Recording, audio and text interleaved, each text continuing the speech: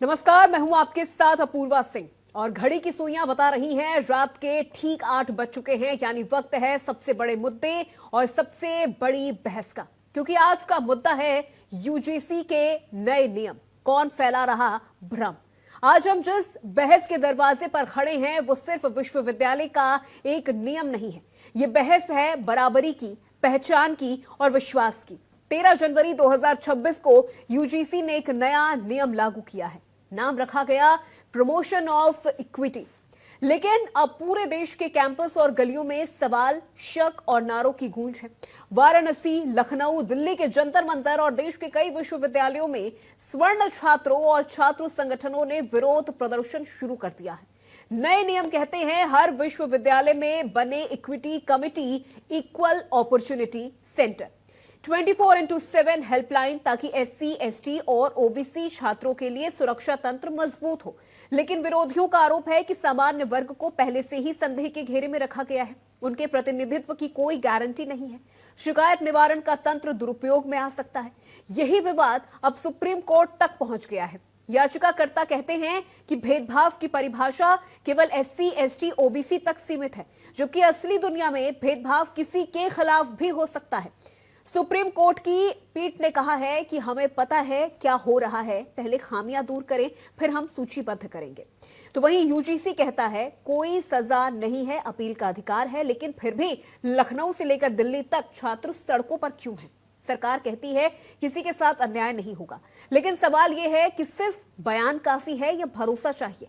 आज की बहस में हम पूछेंगे, क्या ये नियम सामाजिक न्याय है या सामाजिक अविश्वास की शुरुआत है? क्या ये सुरक्षा है या फिर संदेह की राजनीति है? और सबसे अहम कि आखिर ये भ्रम कौन फैला रहा है? आज स्टूडियो में छात्र भी होंगे, शिक्षक भी और सरकार की आवाज भी। तो आइए, नारे नहीं जवाब चाहिए, यूजीसी का नया नियम, इक्विटी या एक्सपेरिमेंट।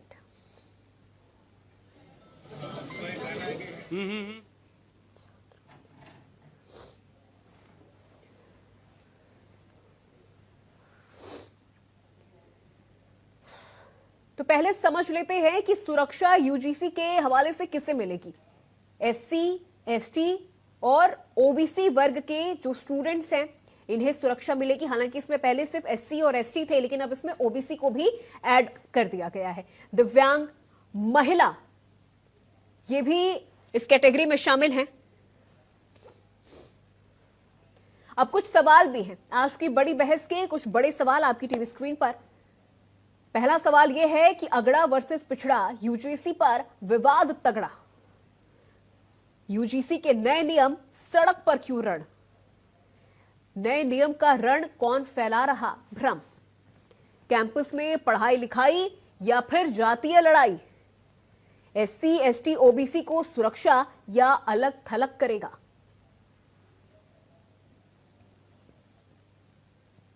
अगड़ा वर्सेस पिछड़ा, यूजीसी पर विवाद तगड़ा।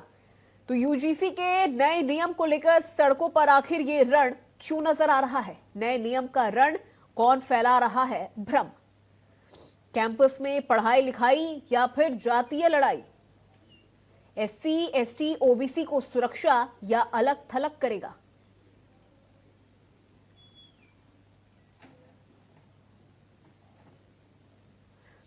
तो कैंपस में भेदभाव रोकने के लिए यूजीसी के नियम क्या है? हर संस्था में इक्वल अपॉर्चुनिटी सेंटर्स का होना अनिवार्य है।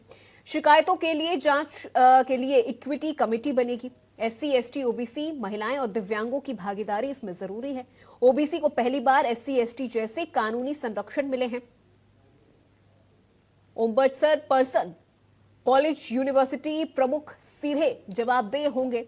वार्षिक रिपोर्टिंग, हर साल यूजीसी को रिपोर्ट देना अनिवार्य है। राष्ट्रीय निगरानी समिति पूरे देश में इसकी मॉनिटरिंग करेगी। नियम तोड़ने पर मान्यता और योजनाएं रद्द की जा सकती हैं। विरोध क्यों कर रही है अगड़ी जातियां? अगर रेगुलेशन लागू होते हैं, आखिर असंतोष क्यों फैल गया है? कानून का दुरुपयोग हो सकता है, ये अगड़ी जातियों को इसका भय है, इसका डर है। छात्र और शिक्षक झूठे मामलों में फंस भी सकते हैं। जयपुर में बनी स्वर्ण समाज समन्वय समिति S4, ब्राह्मण महासभा, करणी सेना, कायस्थ महासभा, वैश्य संगठनों का आंदोलन भी लगातार जारी है। तो स्वर्ण समाज लगातार इस विषय को लेकर आंदोलन कर रहा है। रेगुलेशन लागू होते ही असंतोष भी फैल गया है।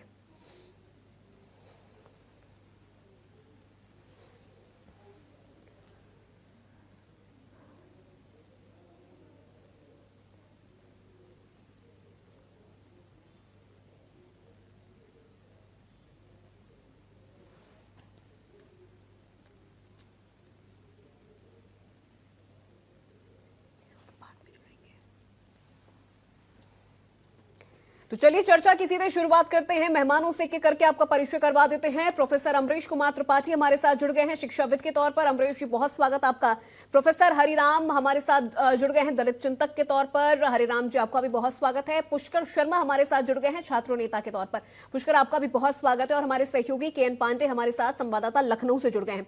के.एन. पांडे, लखनऊ से लेकर दिल्ली तक इस वक्त सड़कों पर स्वर्ण समाज के जो स्टूडेंट्स हैं वो लगातार आंदोलन कर रहे हैं, धरना प्रदर्शन कर रहे हैं। आखिर ये जो भ्रम है ये क्यों उनके बीच में फैल रहा है और अब वो क्या मांग कर रहे हैं? क्योंकि लगातार स्टूडेंट्स का कहना है कि स्वर्ण समाज वैसे ही संदेह के घेरे में रह रहा है। यूजीसी के जो ये नए नियम है ये कहीं ना कहीं उनके लिए ड्रॉबैक साबित हो सकते हैं आगे चल के।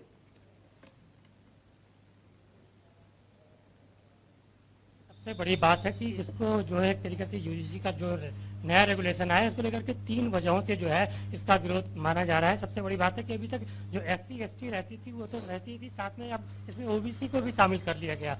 और सबसे बड़ी बात है कि OBC को शामिल करने के बाद जो दूसरा कारण है, सबसे बड़ी बात है कि इसमें अभी तक जो 2012 में जो रेगुलेशन बनाया गया था उसमें कोई किसी सजा का प्राविधान नहीं था, लेकिन 2025 में जो रेगुलेशन अपडेट किया गया उसमें सजा का प्राविधान किया गया था। जो लोग झूठी शिकायतें करते हैं उन शिकायतों में अगर सच्चाई नहीं पाई जाती, वो झूठी पाई जाती, तो उनके खिलाफ भी जो है कानूनी कार्रवाई करने की व्यवस्था की गई थी। लेकिन जो 2026 का रेगुलेशन अब नया आया है उसमें इस व्यवस्था को खत्म कर दिया गया। और दूसरी बात, जो एक तरीके से जो समिति बनाई गई है, एक तरीके से इक्विटी समिति, उसमें जो है सभी समाज के लोग तो हैं, चाहे SC हो, चाहे ST हो, चाहे विकलांग हो, चाहे महिला हो, वो सब तो है, लेकिन सवर्ण समाज के एक तरीके से देखा जाए तो किसी को शामिल नहीं किया गया था। लोगों का, स्टूडेंट्स का साफ तौर पर कहना है कि इससे एक तरीके से देखा जाए तो सवर्ण समाज के खिलाफ एक तरीके से जो जांच होगी किसी मामले को लेकर के, अगर जांच होती है तो उसमें एक तरीके से निष्पक्षता का एक तरीके से अभाव हो सकता है। तो ये 3 कारण हैं जिसकी वजह से इसका विरोध हो रहा है। और सबसे बड़ी बात है कि मैं आपको बताना चाहूँगा कि जो पूर्व सांसद रहे हैं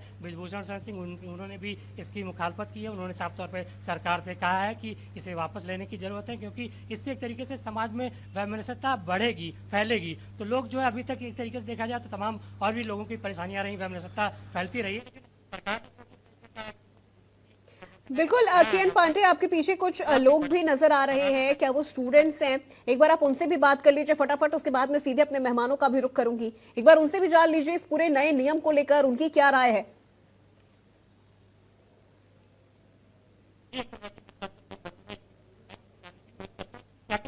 विरोध क्या है इसको लेकर के, क्या वजह है?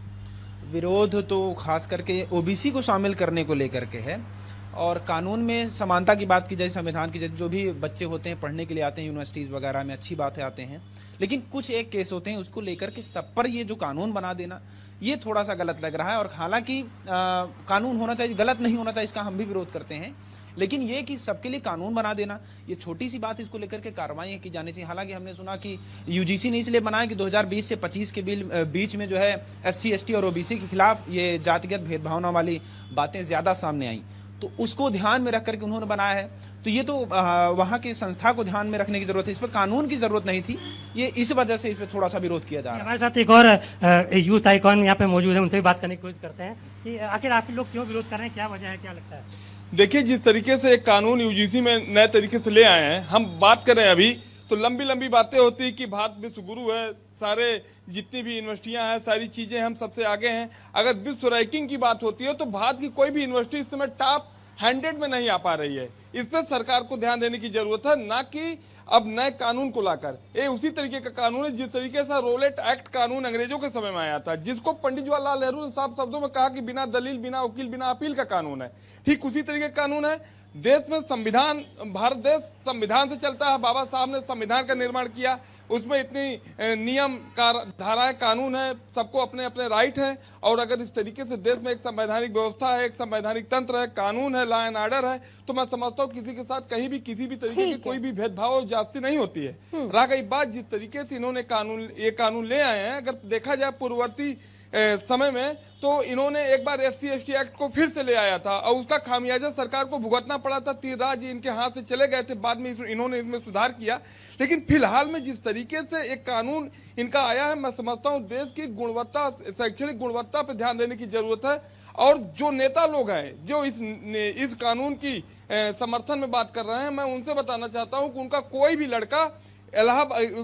भी लड़का भारत देश की किसी भी ना यूनिवर्सिटी में पढ़ता, ना कॉलेज में पढ़ता, वो सीधे भारत जाते हैं पढ़ने के लिए। मैं लौटूंगी आपके पास, क्योंकि आपने बातचीत भी की है यहाँ पर, लोगों से उनका रिएक्शन भी आपने जाना है इस पूरे विषय को लेकर, UGC को लेकर। तो मैं लौटूंगी आपके पास, अब बने रहिए हमारे साथ। अब सीधे मेहमानों का रुख करते हैं।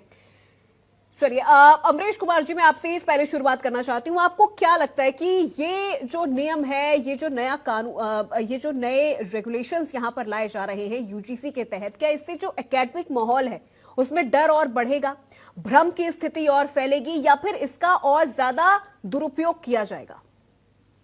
धन्यवाद मैडम। निश्चित तौर पर यह एक बड़े कानून के रूप में आया है, और चूंकि मैं शिक्षक हूं, और 2 चीजें मैं इसके साथ जोड़ना चाहूंगा, क्योंकि मैं समाजशास्त्र का विद्यार्थी हूं, तो मैं इसके सामाजिक परिवेश पे जाना चाहता हूं।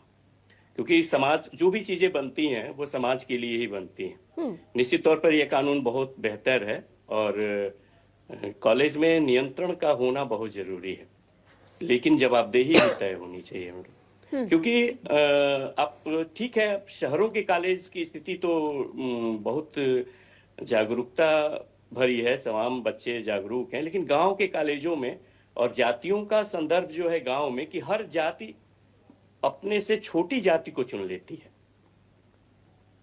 और बराबर ये जो हिस्सेदारी की गई है कि एक तरफ सवर्ण बच्चों को रख दिया गया और एक तरफ बाकी बच्चों को रख दिया गया है। तो आप मुकदमों का यदि जिक्र देख लीजिए पूरे भारत के स्तर पर, तो लगभग 60% OBC के द्वारा दलितों पर अत्याचार किए जाते हैं, लगभग 20% जो है मुसलमानों के द्वारा किए जाते हैं। हाँ, सवर्ण के द्वारा भी किए जाते हैं, मैं उससे इनकार नहीं करता, लेकिन एक तरफ केवल सवर्ण को रख देना और एक तरफ दलित और OBC और अन्य को रख देना, तो जब OBC के द्वारा अत्याचार होगा दलित पर, तो वैसी स्थिति में क्या किया जाएगा? वैसी स्थिति में हम शिक्षक किसको जवाबदेह मानेंगे? तो जितना भी कड़ा कानून बनना चाहिए, मैं इससे भी कड़े कानून का पक्षधर हूं, लेकिन जवाबदेही तय होनी चाहिए। सीधी सी बात, यदि आप फर्जी मुकदमा करते हैं तो आपकी जवाबदेही तय होनी चाहिए, और यदि वाकई आप दोष पाए जाते हैं, आपने वाकई किसी को प्रताड़ित किया है, तो उसके आधार पर भी आपके ऊपर कड़ा कानून होना चाहिए। मैं ब्राह्मण हूं, और एक पक्ष मेरे साथ भी जुड़ा है कि यदि कमजोर वर्ग के तहत कोई लड़का आता है तो वहां भी कमेंट होते हैं कि तुम तो सुदामा के परिवार से हो यार, तुम तो भीख मांगकर खाने वाले हो। ऐसा नहीं कि ब्राह्मणों को प्रताड़ित नहीं किया जाता है, ब्राह्मणों को अपमानित नहीं किया जाता है, तो अपमानित तो हर वर्ग हो सकता है। हम इसमें केवल एक वर्ग को चिन्हित कर दें कि नहीं, हर हाल में वही अपमानित होगा, थोड़ा सा मुझे ये संदेहजनक लगता है। और एक और बात मैं कह दूं, अभी टीवी पर मैं एक न्यूज देख रहा था, और एक जिम्मेदार प्रवक्ता RJD की, उन्होंने स्पष्ट आक्रोश भरे शब्दों में कहा कि निश्चित तौर पर आपको फंसाया जाना चाहिए, क्योंकि आप लोगों ने हमारे ऊपर जुल्म किया है। निश्चित तौर पर सामाजिक व्यवस्था में जुल्म हुए हैं, लेकिन एक गांव में हमारे कहावत है कि कीचड़ को कीचड़ से नहीं धुलना चाहिए। निश्चित तौर पर दलित वर्ग अपमानित हुआ है, लेकिन हम उनको अपने आरक्षण के मुद्दे पर हमेशा हमने उनको सपोर्ट किया है, हमेशा उनको साथ लेके चलते हैं। ठीक है, मैं आऊंगी आपके पास। बिल्कुल, हमारे साथ डॉक्टर सुनील कौशिक, वरिष्ठ पत्रकार भी हमारे साथ जुड़ गए हैं। सुनील कौशिक जी, बहुत स्वागत है आपका। सर, कैसे इस पूरे UGC नियम को समझा जाए, समझाया जाए? क्योंकि पहले तो इसमें सिर्फ SC/ST थे, अब OBC को भी इसमें ऐड ऑन कर दिया गया है। उसके बाद से मुझे लग रहा है ये जो पूरा आक्रोश है ये और भी ज्यादा फैल गया है। सबका साथ, सबका विश्वास, सबका विकास, ऐसा लग रहा है कि ये जो एक नारे चल रहे थे, ये इस नियम के बाद आपको लग रहा है कि ये कंटिन्यू रहेंगे या यहीं पर ये खत्म हो जाएंगे? देखो पूर्वा, असमानता को दूर करने के लिए और बड़ी असमानता पैदा करने का प्रयास सरकार ने किया है। या तो ओबीसी समाज के बच्चों पर दलित बच्चे आरोप लगाएंगे तो क्या कार्रवाई होगी, या दलित बच्चों ने कहा कि जाति के आधार पर इन्होंने हमारे खिलाफ टिप्पणी की है, गाली गलौज की है, तो क्या ओबीसी के बच्चे के खिलाफ नहीं होगा? क्या सवर्णों के खिलाफ तो होगा ही, क्या ओबीसी के बच्चे बच जाएंगे क्या इससे? क्या किसी दलित बच्चे ने सवर्ण बच्ची को प्रपोज किया और उसने मना कर दिया, क्या होगा? उत्तर क्या मिलेगा? जाति के आधार पर मुझे रिजेक्ट किया है, जाति के आधार पर मेरी बातें नहीं मानी गई हैं, कहां जाएगा? इसकी जांच कहां होगी? सीधा सीधा यदि उसमें यह हो जाता कि किसी भी जाति के बच्चे हों, किसी भी जाति धर्म के बच्चे हों, यदि जातिगत और धर्म के आधार पर उनका कॉलेज या यूनिवर्सिटी में उत्पीड़न होता है तो निश्चित तौर से एक दूसरे के खिलाफ शिकायत दर्ज करा सकते हैं और उसमें कठोरतम कार्रवाई की आप निर्णय कर लीजिए, नियम बना दीजिए, कठोरतम कार्रवाई होगी। एक तरफा आदेश करके सरकार क्या चाहती है? क्या ये सबको नहीं पता कि जब मायावती जी की सरकार थी तब इस प्रदेश में क्या हुआ?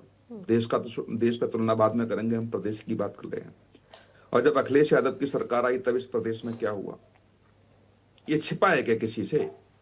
आप वोट बैंक की राजनीति के लिए उसको जाति के आधार पर दूसरा 3-1-10 ये तमाम ऐसी बातें मतलब एक्ट बनाए गए हैं।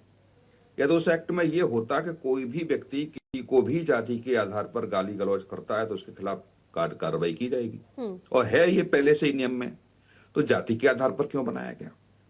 यदि आपको जाति के आधार पर बनाना है और जाति के आधार पर लोगों को बुरा लगता है तो जाति के आधार पर फिर नौकरी क्यों? या जाति के आधार पर आप नहीं कहलवाना चाहते कुछ भी तो फिर नौकरी क्यों, आरक्षण क्यों? इसका मतलब ये सीधा सीधा है कि ये राजनीतिक दल समाज को बांट करके अपनी राजनीतिक स्थितियों को बदलना चाहते हैं, सत्ता में बने रहना चाहते हैं। और कोई भी हो, मायावती जी कैसे आई उत्तर प्रदेश में ये सबको पता है। तिलक तराजू और तलवार मारो, इनके जूते चार और ये वो डॉट डॉट डॉट करके उस समय नारे थे। उसके बाद फिर क्या हुआ? पूर्ण रूप से सत्ता में नहीं आ पाई। जब उन्होंने एक नारा दिया कि हाथी नहीं गणेश है, ब्रह्मा विष्णु महेश हैं, और सवर्णों ने उनको समर्थन दिया, पूर्ण बहुमत की सरकार आ गई।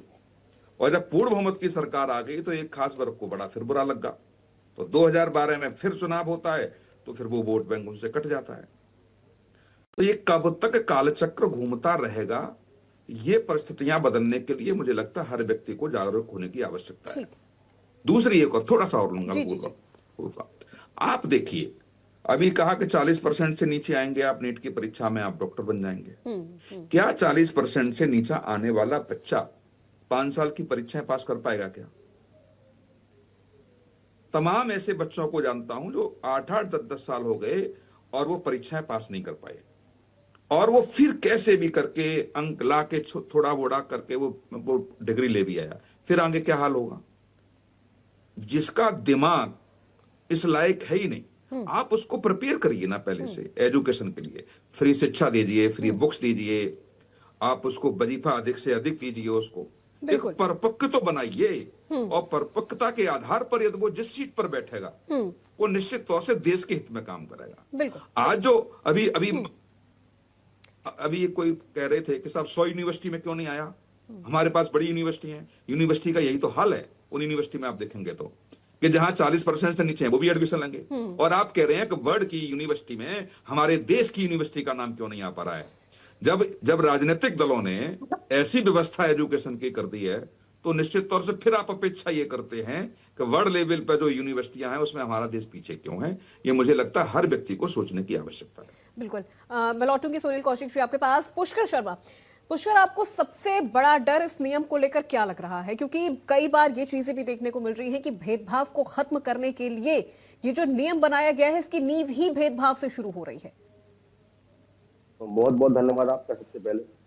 और मैं सिर्फ इतना ही कहना चाहूंगा कि यूनिवर्सिटी और विश्वविद्यालय ये शिक्षा का मंदिर कहा जाता है, और यूनिवर्सिटी और विश्वविद्यालय में जब छात्र एडमिशन लेता है तो वहां ना किसी भेदभाव के, ना किसी जात को देखकर वह वाल्मीकि समुदाय के भाइयों को भी अपना मानता है, वह दलित समुदाय के भाइयों को भी अपना मानता है, और वो सभी समुदाय के भाइयों में जो है आपसी जो प्रेम बना होता है उसको बिगाड़ने के लिए माननीय प्रधानमंत्री जी ने यूजीसी नामक एक काले कानून, जिसकी इस देश को आवश्यकता ही नहीं थी, न किसी दलित भाई ने इसकी मांग की, न किसी ओबीसी वर्ग के भाई ने इसकी मांग की, इसमें जो नई नीतियां इन्होंने लागू की है, निश्चित रूप से जो छात्र होता है वह देश का भविष्य है, देश की रीढ़ की हड्डी माना जाता है। और आप इस देश के भविष्य में आपस में जो भाईचारा बना हुआ है उसमें आप द्वेष भावनाएं उत्पन्न करना चाहते हैं, आपस में भेदभाव उत्पन्न करना चाहते हैं, ये कहीं ना कहीं ठीक नहीं है। दूसरा, यदि प्रधानमंत्री जी या फिर किसी अन्य नेताओं को यदि एससी ओबीसी वर्ग के भाइयों की इतनी ही चिंता है तो अलीगढ़ मुस्लिम विश्वविद्यालय जहां पर आरक्षण लागू नहीं है आप वहां क्यों नहीं कर देते? यहाँ हम लोग बड़े शांतिपूर्ण तरीके से रहते हैं, न वाल्मीकि समुदाय का भाई मानते हैं, ना एससी समुदाय का भाई मानते, सबको अपना भाई मानते हुए किसी न एससी न वाल्मीकि, किसी को मतलब जाति भाव हम लोगों में नहीं है। आप हम लोगों में आपस में जो द्वेष भावनाएं उत्पन्न कराना चाहते हैं, जो आपस में भाईचारा बना हुआ है उसको बिगड़वाना चाहते हैं, ये कहीं ना कहीं ठीक नहीं। ठीक है पुष्कर। हरिराम जी, क्या परेशानी हो रही है इस पूरे नियम को लेकर? जो स्टूडेंट्स इस वक्त प्रदर्शन कर रहे हैं, आप उनको क्या कहना चाहेंगे? प्लस यहाँ पर ये चीजें भी देखने को मिल रही हैं कि अगर इस नियम का कोई गलत इस्तेमाल करता है तो फिर उसके खिलाफ कोई कार्रवाई नहीं होगी। ये सबसे बड़ा ड्रॉबैक इस पूरे नियम का माना जा रहा है। जी मैडम, देखिए, भारतीय संविधान जब बना तो भारतीय संविधान में समता मूलक समाज की स्थापना करने का प्रयास किया गया और पूजनीय बाबा साहब भीमराव अम्बेडकर जी ने संविधान बनाया और लगभग ऐसे पूरे प्रावधान रखे कि सभी व्यक्तियों को न्याय मिल सके। मैं देख रहा हूं कि आजकल जो भी इस तरह के धरना प्रदर्शन हो रहे हैं अत्यंत दुर्भाग्यपूर्ण है। और देखिए, पिछले विगत 7 वर्षों में अगर आप देखिए 2014 से लेकर 2021 तक दलितों, पिछड़ों, अल्पसंख्यकों के 120 छात्रों ने आत्महत्या की और विगत पिछले वर्ष में 118% केस ऐसे रिपोर्टेड हुए कि जिसमें 118% उत्पीड़न में बढ़ोतरी हुई है। तो निश्चित तौर पे कहा तो जा सकता है कि उत्पीड़न हो रहा है, इससे इनकार नहीं किया जा सकता। तो इस तरह से जो विश्वविद्यालय अनुदान आयोग में एक संशोधन किया गया है, भारत सरकार ने इस जरूरत को महसूस किया कि दलितों, पिछड़ों, अल्पसंख्यकों के साथ उनकी भाषा, लिंग के आधार पर डिस्क्रिमिनेशन किया जा रहा है, तो ये स्वागत योग्य है। इसमें किसी को किसी प्रकार का कोई परेशानी नहीं होनी चाहिए। अगर लोग समानता की बात करते हैं तो हमारा संविधान है, समानता की बात करता है, बंधुता की बात करता है, एकता की बात करता है, अखंडता की बात करता है, तो मुझे नहीं लगता है कि इसमें किसी प्रकार का विरोध होना चाहिए। कि देखिए, हम भी देखिए स्टूडेंट हैं, हम भी टीचर हैं, हमारे लिए सभी स्टूडेंट बराबर हैं। As a teacher, as a professor, हम किसी स्टूडेंट के साथ डिस्क्रिमिनेट नहीं करते हैं। अगर जो बच्चा जितना डिजर्व करता है उसको उतना प्रतिफल मिलना चाहिए। तो जो इस तरह से मुझे लगता है कि जो जिस तरह की कमेटी, अगर मैं देखता हूं कि जो कमेटी बनी हुई है इसमें संस्थान का प्रमुख जो है अध्यक्ष होगा। तो ज्यादातर आप देखिए कि जो हमारी यूनिवर्सिटीज हैं, सेंट्रल यूनिवर्सिटीज का अगर आप उदाहरण लें तो 45 सेंट्रल यूनिवर्सिटीज हैं जिसमें 1 एससी, 1 ओबीसी और 5 ओबीसी कुलपति हैं और कुल मिला के समान वर्ग के ही लोग हैं। तो इसमें समान वर्ग का प्रतिनिधित्व अच्छा है। लोग जो कर रहे हैं कि समान वर्ग के साथ जो है भेदभाव किया जा रहा है।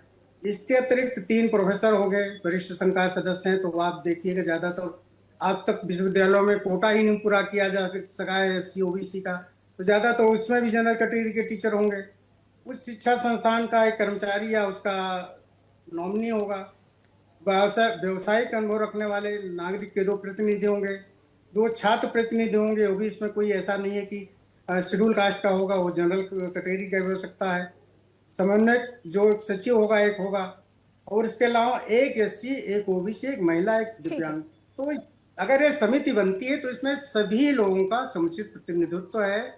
और अगर कोई इस समिति के निर्णय से संतुष्ट नहीं होता है तो उसे लोकपाल के पास 1 महीने के अंदर अपना ऑब्जेक्शन देना होगा। तो मुझे नहीं ठीक है, लगता है हरिराम कि जी। किस तरह का भेदभाव किया जाएगा। ठीक है, मैं लौटूंगी आपके पास। एक सवाल यहाँ पर मेरे सहयोगी से। केएन पांडे, लखनऊ में भी लगातार इस पूरे नियम को लेकर इस वक्त आंदोलन हो रहा है, स्टूडेंट्स सड़कों पर है, धरना प्रदर्शन कर रहे हैं।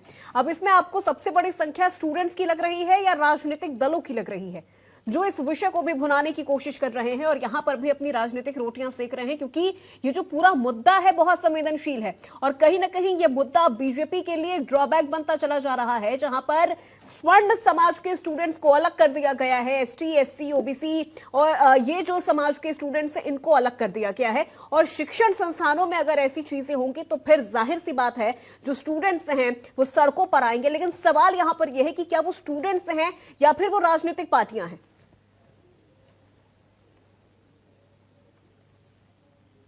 रजिस्ट्रेशन लखनऊ में हुआ है अपूर्वा जी, वो उसमें सबसे ज़्यादा जो महत्वपूर्ण है उसमें जो स्टूडेंट ही शामिल है, उसमें नेता या नगरी के लोग नहीं शामिल हैं। हालांकि जो भाजपा सरकार है उसके तमाम जो पदाधिकारी हैं, चाहे प्रदेश स्तर के रहे हों चाहे जिले स्तर के रहे हों, उन्होंने इसके विरोध में इस्तीफा जरूर दिया है। लेकिन जो अभी रजिस्ट्रेशन हुआ है ग्राउंड लेवल पे अगर कहा जाए तो उसमें स्टूडेंट ही बहुतायत शामिल रहे हैं और उनका रजिस्ट्रेशन कल भी था, परसों भी था और लगातार वो आगे भी आने वाले दिनों में वो जारी रहेगा। और सबसे बड़ी बात है कि इसमें जो स्टूडेंट हैं वो साफ तौर पे मांग कर रहे हैं कि जिस तरीके की ये बातें हो रही हैं उससे एक तरीके से समाज में वैमनस्यता फैलेगा। अगर लोगों को समानता का अधिकार मिलना चाहिए उसमें कोई दो राय नहीं है, लेकिन इसमें तमाम ऐसी व्यवस्था होनी चाहिए कि इसमें जो विक्टिम है वो उसके साथ न्याय तो हो, लेकिन जो कल्पित है उसके साथ अन्याय ना हो, उसके साथ ऐसी व्यवस्था ना हो कि अगर उसके खिलाफ झूठा आरोप लगाया जाए तो अगर वो झूठा आरोप लगाया जाता है तो उस पर वो एक तरीके से उसका कैरियर पूरी तरीके से चौपट हो जाता है। तो इसमें जो झूठा आरोप लगाने वाले हैं उनके खिलाफ भी ऐसी व्यवस्था होनी चाहिए कि अगर वो झूठा आरोप लगाते हैं वो साबित होता है तो उनके खिलाफ भी कोई ना कोई दंड का प्राविधान होना चाहिए। और जो कमेटी बनाई गई एक तरीके से कमेटी, उसमें भी सफल लोगों को शामिल किया जाए, नहीं तो ये जो लोग जांच पड़ताल उसमें करेंगे उसमें एक तरीके से निष्पक्षता नहीं होगी जिसका वो लोग विरोध करते हुए जा रहे हैं। और उसमें ये भी कह रहे हैं कि अभी तक जो SC ST के लोग होते थे उसमें OBC भी शामिल किया गया। तो ये 3-4 वजह हैं जिसको लेकर के वो लोग विरोध प्रदर्शन कर रहे हैं और इसमें लगातार ये विरोध प्रदर्शन जो है वो बढ़ता ही चला जा रहा है। इसमें सवर्ण समाज के तमाम और लोग भी आ रहे हैं। अभी आपने देखा होगा कि बरेली के एक सिटी मजिस्ट्रेट हैं, उन्होंने भी इसको लेकर के इस्तीफा दे दिया है। हालांकि अभी उनको एक तरीके से नजरबंद करके रखा गया है। तमाम चीज़ें और हो रही हैं, माना जा रहा है कि ये चीज़ें और आने वाले दिनों में और भी बढ़ेंगी, इसका विकराल रूप भी हो सकता है। हालांकि तमाम लोग जो विभूषण शरण सिंह हैं भाजपा के सांसद रहे, उनका भी आज उन्होंने अपने घर में एक वीडियो बना करके किया कि उनके घर के अंदर जो है वो दलित बच्चे भी हैं, पिछड़े जात के भी बच्चे हैं, OBC भी हैं, सब उनके घरेलू बच्चों के साथ खेलते हैं। लेकिन इस तरीके की जो व्यवस्थाएं होगी तो उससे एक तरीके से समाज में वैमनस्यता बढ़ेगी। उन्होंने सरकार से इसको पूरी तरीके से वापस लेने की अपील की है क्योंकि ये समाज को बांटने वाला एक तरीके से एक रेगुलेशन है। बिल्कुल समाज को बांटने वाला है और लगातार बिल्कुल केएन पांडे, मैं लौटूंगी आपके पास क्योंकि देखिए यहाँ पर अगर हम स्टूडेंट्स के पॉइंट ऑफ व्यू से समझे तो एक कॉलेज है, एक यूनिवर्सिटी है, वहां पर सभी स्टूडेंट समान है, सभी जातियों के वहां पर स्टूडेंट्स पढ़ते हैं। लेकिन अब यहाँ पर अगर इस तरह के नियम बनाए जाएंगे तो कई बार द्वेषपूर्ण तरीके से किसी स्टूडेंट ने किसी स्वर्ण स्टूडेंट के खिलाफ कोई शिकायत कर दी या किसी शिक्षक के खिलाफ कोई शिकायत कर दी और अगर वो शिकायत गलत पाई गई, भ्रामक पाई गई, तो फिर उसके बाद के क्या नियम है ये तो यहाँ पर बताया ही नहीं गया है या बनाया ही नहीं गया है। तो इन चीजों का मिसयूज किस तरह से हो सकता है ये भी यहाँ देखने वाली बात है। अमरीश कुमार जी, मैं आपसे ये चीज समझना चाहूंगी, इक्विटी कमेटी जो पहले से मौजूद ST SC सेल से अलग है या फिर ये कुछ नया है, कुछ नए नियम इसमें होंगे और स्टूडेंट्स और शिक्षकों के बीच के जो संबंध हैं उनको ये किस तरह से प्रभावित कर सकते हैं? धन्यवाद अपूर्वा जी। निश्चित तौर पर इसका जो एक ग्राफ बना है वो तो बड़ा बेहतर है, क्योंकि थोड़ा सा मैं इसको क्लियर कर दूं कि दो तरह से इस पर सरकार ने अपनी मसौदे को तैयार किया है कि एक तो भेदभाव को रोकने को लेकर तो संस्थान को प्रमुख रूप से जिम्मेदार ठहरा है, दूसरा जवाबदेही की बात है कि नियमों के क्रियान्वयन के लिए संस्था जिम्मेदार होगी यदि आप क्रियान्वयन करते हैं तो। और इक्वल अपॉर्चुनिटी सेंटर बनाया गया है और प्रत्येक संस्थान में इस EOP का गठन होगा और शिकायत प्रणाली जो है वह उसको उन्होंने ऑनलाइन के रूप में रखा है और मेंबर्स के रूप में इन्होंने SC OBC ST और हमें लगता है गुंजाइश के तौर पर इन्होंने महिलाओं को रखा है, महिलाओं को किसी जाति या उससे नहीं जोड़ा है और दिव्यांगजनों को दो को रखा है इसमें।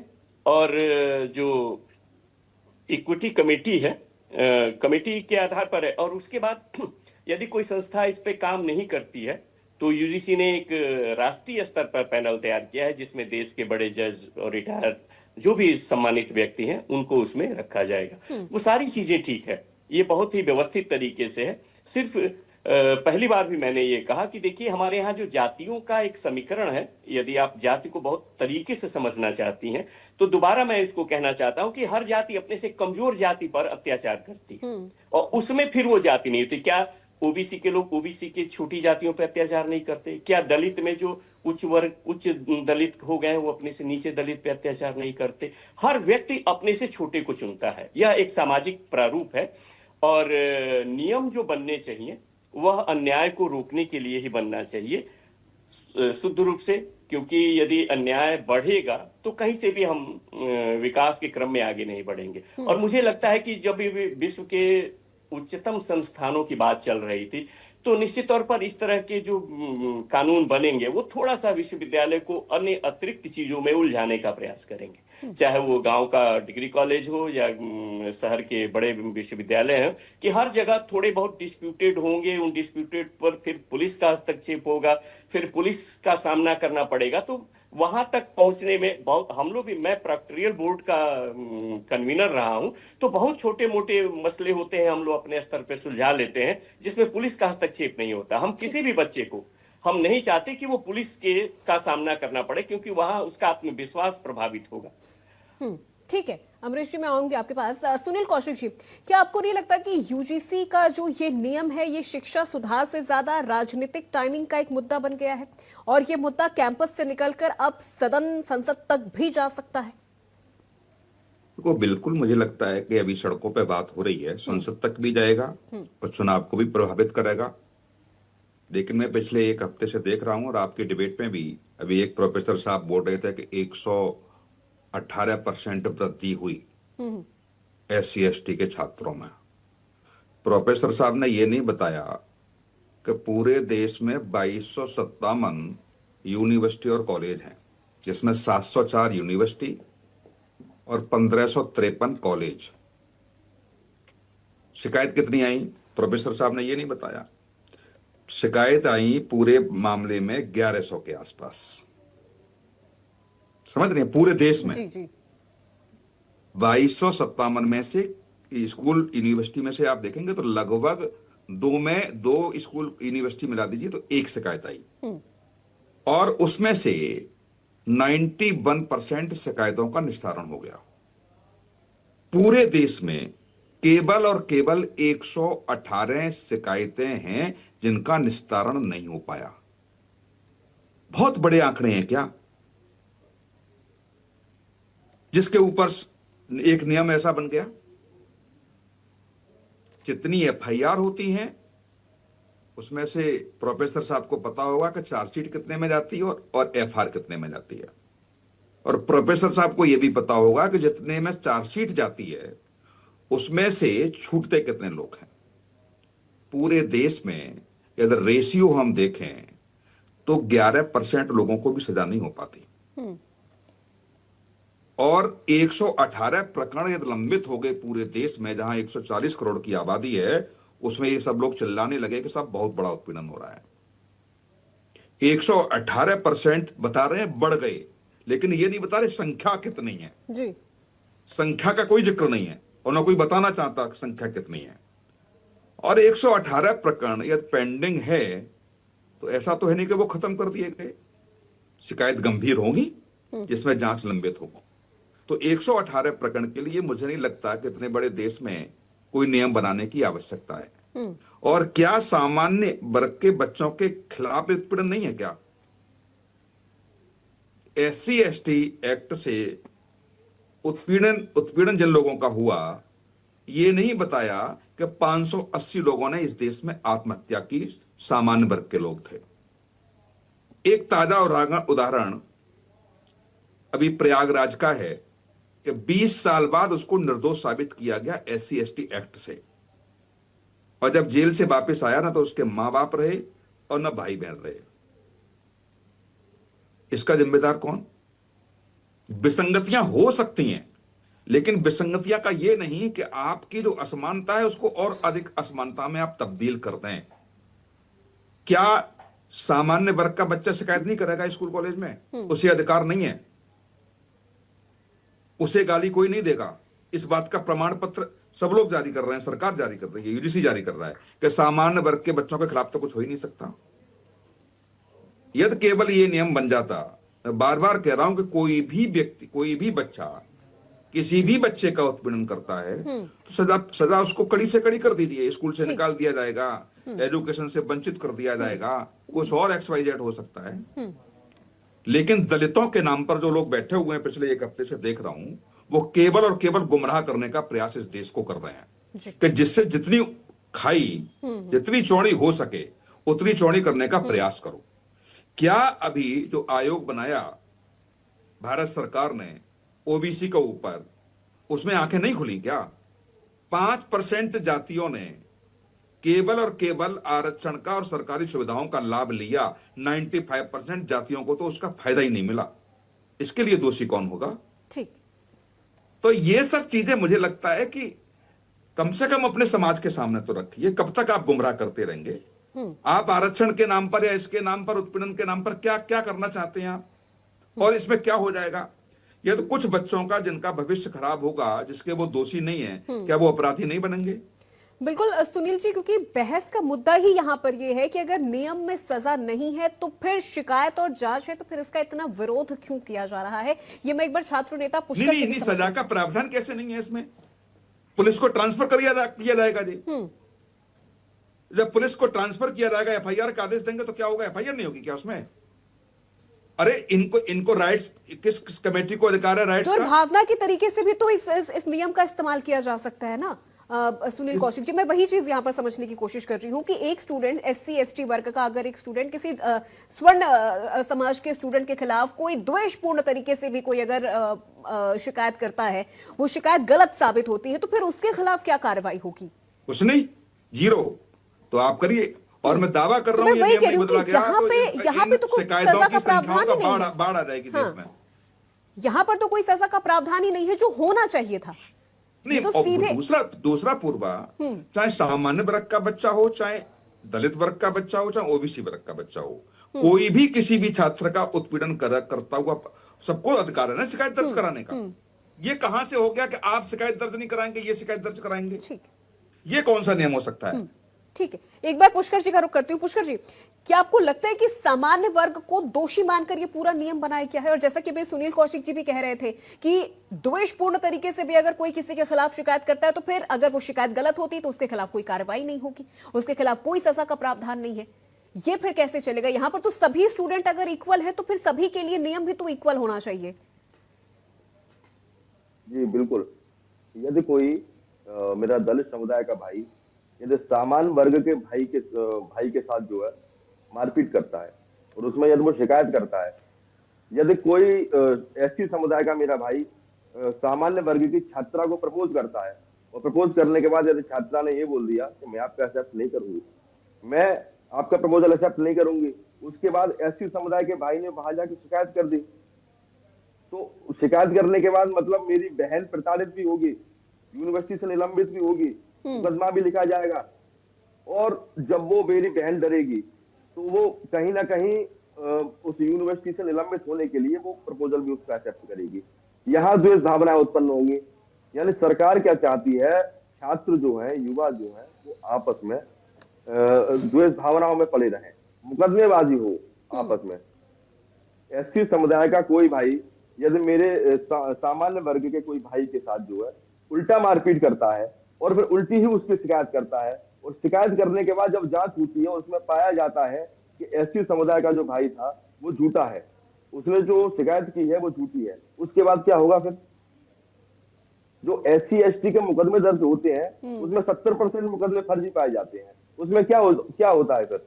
यानी कि मतलब आप एक तो दूसरे व्यक्ति का गला घोट रहे हो, और गला घोटने के बाद जब पता चला कि आप गला घोट रहे हो तो आपके साथ कुछ नहीं, और दूसरे का गला भी घुट गया, दूसरा मर भी गया। मतलब क्या चाहती है सरकार? छात्र आपस में इसी तरह विभाजित होते रहे। आप शिक्षा व्यवस्था की तरफ देखिए ना, आप शिक्षा व्यवस्था को क्यों नहीं सुधार रहे? आप यहाँ छात्रों को विभाजित करने का काम कर रहे हैं, आपस में दुर्भावना उत्पन्न करा रहे हैं। ये कहीं ना कहीं गलत है। ठीक है हरिराम जी, ये चीजें गलत हैं। अगर नियम है तो वो सबके लिए एक समान होना चाहिए, क्योंकि पिछले कई हफ्तों से ये चीजें देखने को मिल रही है। जब से ये नियम लागू हुआ है तब से ये चीज देखने को मिल रहा है कि लगातार एक वर्ग को यहां पर पूरी तरह से विक्टिम बना दिया गया है, दलित वर्ग को। दलित वर्ग ही दलित वर्ग को पूरी तरह से विक्टिम बना रहा है और फिर ये कह रहा है कि नहीं नहीं ये तो बहुत सही हुआ है, ऐसा तो होना ही चाहिए था। पूर्वा जी, दलित वर्ग को कहाँ विक्टिम बना रहा है? ये तो देखिए, ये तो लड़ाई जिस तरह से लग रहा है कि जानबूझकर इसको रंग दिया जा रहा है, इसमें ऐसी कोई बात नहीं है। अगर पैनल में भी आप देखिए, मीडिया की बात अगर मैं देखते हैं तो मीडिया में जो आप देखें कि जो उत्पीड़न हुआ है, इतने केसेस मैंने देखिए, एक अभी भाई साहब ने कहा कि 118 केस हुए। मैं 118 केस की बात नहीं कर रहा हूँ, 118% की बात कर रहा हूँ। मैंने कब कहा 118 केस हुए? मैंने नहीं कहा प्रोफेसर साहब, गलत बात। 118 केस पेंडिंग है, 118 केस पेंडिंग है। मैं बता दे रहा हूं आपको, पूरे देश में 1160 शिकायत। सुन लीजिए ना, दोबारा सुन लीजिए। अब आप कंफ्यूज करने का काम करेंगे दर्शकों को तो ये गलत। आप प्रोफेसर हैं, पूरे सुनिए ना, सुन लीजिए ना। 2257 स्कूल, कॉलेज और यूनिवर्सिटी हैं। पूरे देश में 1160 शिकायतें मिली, जिसमें आप बार बार दर्शा रहे हैं कि 118% बढ़ गई, और उसमें से 91% शिकायतों का निस्तारण हो गया। केवल पूरे देश में, सुन लीजिए ना, पूरे देश में केवल 108 शिकायतें हैं जिनका निस्तारण नहीं हो पाया है। आप क्या दीजिए? दिक्कत वर्षों से उत्पीड़न तो बढ़ा है ना, उत्पीड़न तो महिलाओं के प्रति भी बढ़ा है, उत्पीड़न तो FIR में भी बढ़ा है। कौन सा ऐसा अपराध है, मुझे आप बता दीजिए। अरे सुन लीजिए ना प्रोफेसर साहब, एक अपराध का नाम मुझे बता दीजिए जिसमें परसेंटेज नहीं बढ़ी हो। देखिए, ऐसा है, अगर आप SC ST की बात करते हैं, जिस तरह सब लोग बात कर रहे हैं, देखो पूरा पैनल तो पांच जनरल कैटेगरी के हैं, एक शेड्यूल कास्ट है, तो एक तरफा मैच हो रहा है ना। नहीं, अब यही तो आप लोगों को दिक्कत है ना। फिर यहाँ पर वही चीज, हरिराम वही चीज आपने कर दी सर। ऐसे परिभाषित मत करिए। सही बात, इस तरह से अगर आप कैटेगराइज कर देंगे तो फिर से कैसे चल पाएगा? नहीं, ऐसे परिभाषित मत करिए। आप प्रोफेसर हैं, हम लोगों ने तो यही कहा कि भाई जो भी विक्टिम हो उसको न्याय मिलना चाहिए। अमरेश जी, आपसे मैं सहमत हूँ, आपकी बातें तो मैं आपकी बात से अमरेश जी मैं सहमत हूँ। और एक मिनट और मैं कह ले कि इस पे स्पष्ट रूप से सरकार का दृष्टिकोण आना चाहिए। जी, क्योंकि जो एक ऊहापोह की स्थिति बढ़ी हुई है समाज में, उस पे सरकार के जिम्मेदार व्यक्ति का एक व्यू आना चाहिए कि किसी भी परिस्थिति में जो दोषी नहीं है उसके खिलाफ कार्रवाई नहीं होगी। सबकी मनोदशा को सही रूप से समझना चाहिए। सरकार भी चुप है, विपक्ष भी चुप है। यह तो बड़ा एक पहला ये मुद्दा मैं देख रहा हूं, न जिस पे सरकार कुछ बोल रही है और न विपक्ष कुछ बोल रहा। तो निश्चित तौर पर यह एक भयावह स्थिति की तरफ जाएगा। जब भी हम गलतफहमी के शिकार होंगे सर, तो कहीं न कहीं हम उसकी बहुत सारी ऐसी चीजों को ध्यान देना शुरू कर देंगे जिससे इसका कोई लेना देना नहीं। तो इससे बचना चाहिए साहब, उसमें दिक्कत नहीं है। देखो, आप तो पढ़े लिखे हैं। जब 310 का एक एक्ट आया और उस साल के आप देख लीजिए, बाढ़ आ गई थी 310 के मुकदमों की। सरकार को सोचना मजबूर पड़ा, और सुप्रीम कोर्ट में जब केस गए तो सुप्रीम कोर्ट ने यह आदेश दिया कि CO स्तर का अधिकारी ही जांच करेगा, इससे नीचे का स्तर का जांच नहीं करेगा। और जब ये आया, आप देखिए कितने 310 के मुकदमे हैं। आप ऐसे ही आप दहेज का देखिए कि जिस वर्ष दहेज का एक्ट बना, दहेज का उत्पीड़न कितना हुआ है। दहेज की ही ये पुनरावृत्ति लग रही है। देखिए, आप बोल रहे हैं जो, मैं बात उत्पीड़न और इस एक्ट के विषय में बात कर रहा हूँ। देखिए, निश्चित तौर पर उत्पीड़न हुआ है, इससे कोई इनकार नहीं कर सकता है दलितों का, स्पेशली। ठीक है, अच्छा, आप श्वेत पत्र जारी ठीक है अमरीश जी, सुनील जी, चूंकि चर्चा इस वक्त अपने निर्णय पर है, अपने निष्कर्ष पर है, तो मैं चाहूंगी मैं सभी मेहमानों से कि क्लोजिंग कमेंट ले लूं। प्रोफेसर हरिराम जी, मैं सबसे पहले आपसे ही शुरुआत करूंगी। इस पूरे नियम को लेकर क्लोजर कमेंट आपका क्या रहेगा कि बार बार जो एक विरोधाभास की स्थिति भी देखने को मिल रही है, इस पूरी चर्चा के दौरान भी हमने देख लिया कि लगातार ऐसा कहा जा रहा है कि अगर स्वर्ण के खिलाफ, स्वर्ण समाज के खिलाफ अगर कोई शिकायत होती है तो फिर वो कहीं ना कहीं सही मानी जाएगी अगर कोई दलित करता है, क्योंकि वही विक्टिम कार्ड वाली चीजें सामने आ रही हैं। तो इसे राजनीतिक मुद्दा ना बनाया जाए, इसे स्टूडेंट के हक में देखा जाए, स्टूडेंट्स के बीच में कोई भेदभाव ना हो, इन चीजों का भी ध्यान रखने की जरूरत है। जी देखिए, स्टूडेंट एज ए टीचर हम लोगों के लिए सभी स्टूडेंट बराबर हैं और किसी के साथ कोई भेदभाव नहीं होना चाहिए, सभी बच्चे बराबर हैं। झूठा आरोप, जहां तक देखिए झूठा आरोप लगने का जिस तरह से कमेटी बनाई गई, सरकार ने बनाई है, तो इतने सदस्य हैं तो कोई झूठा आरोप लगाएगा भी तो सिद्ध नहीं हो सकता है। मुझे नहीं उम्मीद है कि अगर कोई झूठा आरोप लगाएगा तो झूठा आरोप इसका प्रूफ हो जाएगा। अगर किसी तरह झूठा आरोप लगता भी है तो एक आपके पास लोकपाल के पास अपील करने की का समय दिया गया है और कमेटी में सभी वर्गों का समुचित प्रतिनिधित्व है। अगर ये कहा जा रहा है कि ये आरोप लगाने वाले पर क्या कार्रवाई की जाएगी? मुझे नहीं लगता कि कोई ज्यादती है।